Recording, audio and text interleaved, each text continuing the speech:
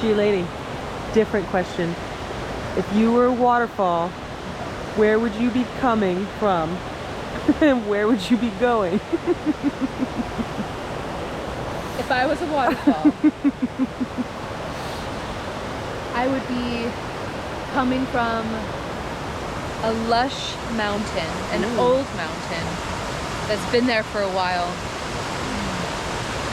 Like the concept of the Smoky Mountains being the heart of the mountains, because so much of them has been like dispersed out into the land. So I would be coming from the high tip tops of the heart of the mountain, and I would be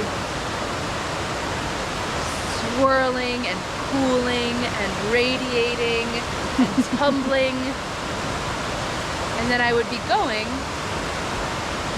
to the lush fertile valleys from my skin and the outsides to nourish and grow in a totally different way. Yep. Well, thank you, Gaealady. My pleasure. Oh. Okay, I'm going. Okay. Back to more waterfall.